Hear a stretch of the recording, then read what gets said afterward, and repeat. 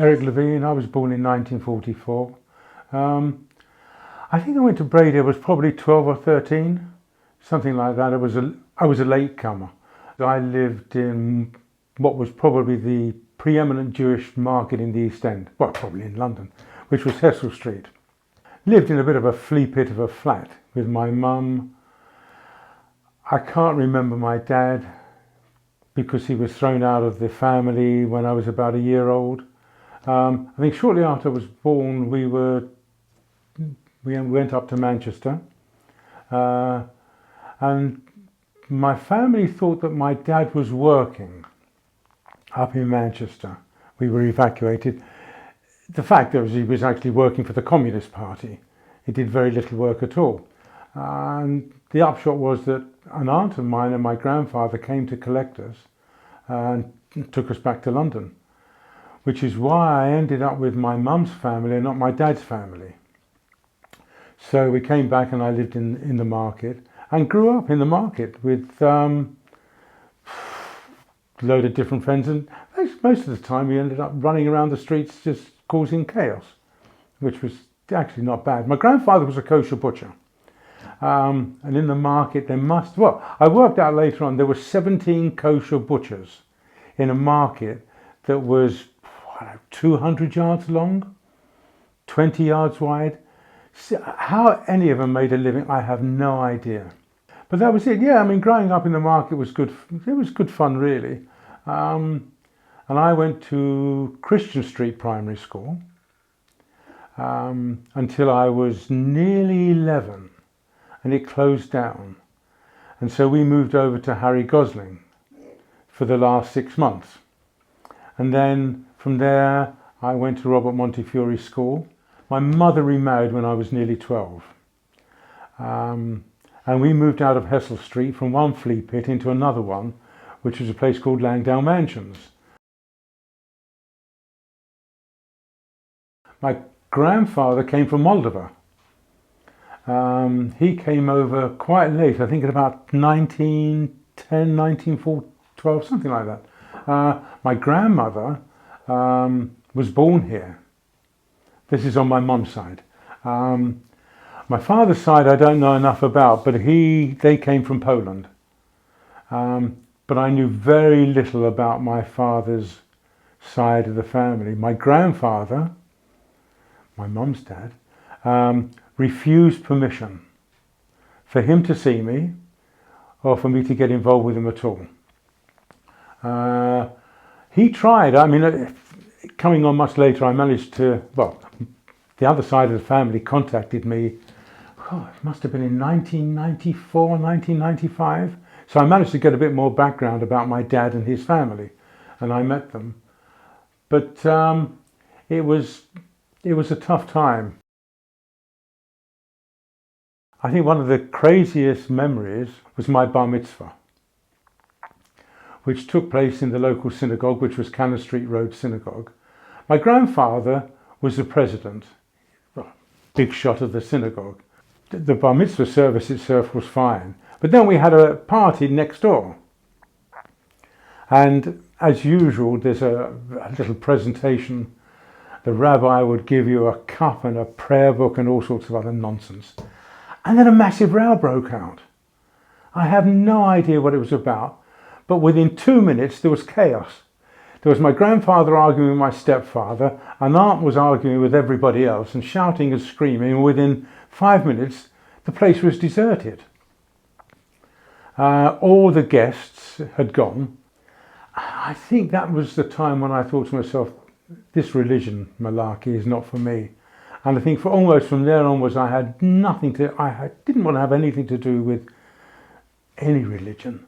It just coloured my views of it all.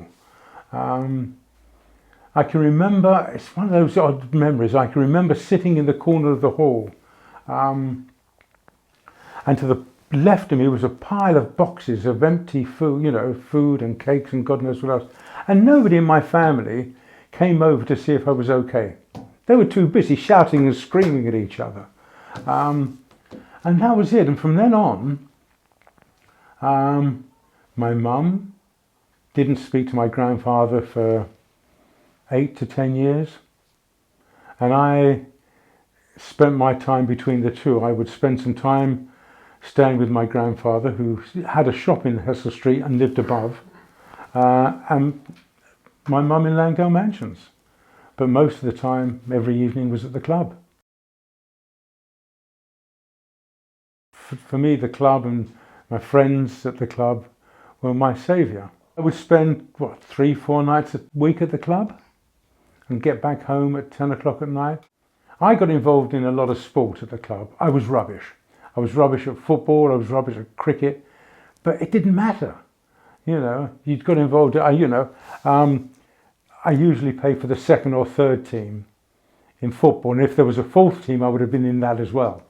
I was just rubbish, but I enjoyed it. And we would go off to Hackney Marshes, which is where there were about 120 pitches. It was a massive area. And I think one of my favourite memories of Hackney Marshes goes back to our friend Brian. Now, the pitches at Hackney Marshes were quite close to each other. And I can't remember the exact circumstances, but the ball came over from another game, right? And without bothering to wait, a guy from the other game came onto the pitch to pick up his ball. Well, unfortunately, he decided to run past Brian, who got a bit uppity. And there was a fight between Brian in one game and this other guy from another game. He got sent off for fighting with another guy from another game. It was just crazy. I think that was my favourite memory of sport. Got involved in drama, which I really enjoyed, and the club shows. I'm never quite sure how groups of people get together, because there's myself, Frank, another friend of ours, Brian, and Stephen. I'm not quite sure how we got together. I know a couple of us were at school together, so that's one side of it. But there were other people that I suppose just got together. I have no idea how that really happens. But we did, and we had a really good time. Skeet was fantastic. I mean, for all of us, that was an escape. It was the only place really we would see the countryside. We would go from Whitechapel Road to Knockholt, which was the local station. So you got Knockholt and you got Orpington, and we would very often walk from Knockholt station to Skeet. And just the idea of walking through the woods was just fantastic. It was freedom. And you'd have, 10 kids to a room, something like that, all smelling disgusting, but it was that idea to get into the countryside and do whatever we did. I have no idea. There were so many different things. Night games, we would go to what is now Lunningston Golf Course, which were woods, and we would have night games, fantastic. In the middle of the night, we would be pulled out of whatever at 10, 11 o'clock at night and play. I can't remember what games we played, but it probably wouldn't be allowed now. Let's put it that way.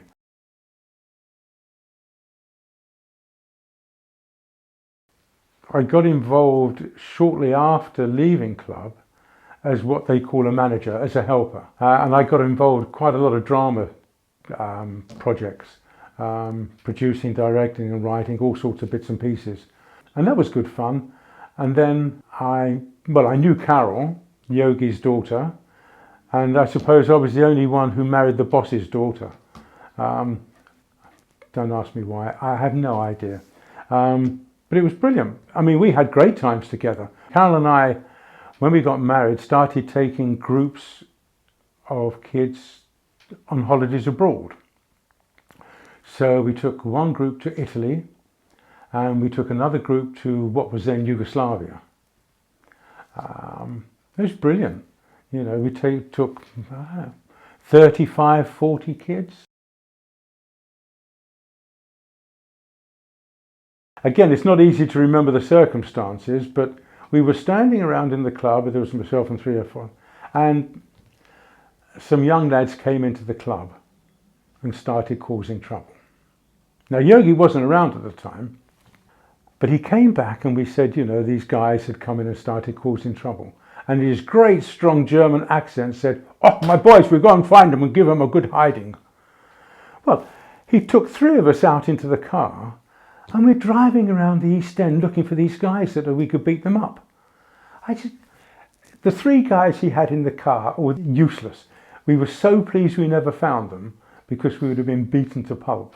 But Yogi had absolutely no fear. Years later, we got onto the 100-year anniversary, which was at the Bloomsbury Theatre in Holborn. And that was brilliant because the club had already moved out of the East End to Edgware. So we got a lot of the kids from Edgware involved in the show, plus friends of ours, Frank, myself, another friend of ours, Sass, and then older members of the club like Laurie Bloom and Leslie Salata and a couple of the girls, Barbara Brown and Connie Stanton. And we put the show together. And I think it was a success. It was good fun. And then I suppose the club started just to fade away. The only thing they were really interested in at Edgware was putting football teams together. And that's it. It just died a natural death. Writing I'd always enjoyed doing, but I never bothered to do much with it. So I'd write short stories and then forget them, throw them away, never thinking they were any good. About 5 or 6 years back, I started putting these stories together. I ended up writing 15 stories, short stories, and they were all based in and around Hessel Street, the market I grew up in. My first title I thought of was When Harry Met Solly, which was reasonable, but it was a bit naff. And then I don't know how the hell it came about, but I came up with Feinstein's Theory of Relatives and other Hessel Street stories. And I was very lucky because I had a couple of friends who helped edit it. I tried finding publishers, nobody was interested. And I thought to myself, you've got a problem. Short stories are not easy to find publishers. Then you narrow it even more because they're basically Jewish stories, and then they're based in the East End, so it got narrower and narrower. So Arnie said to me, "So we're going to have to publish ourselves, let's do it," which is what we did.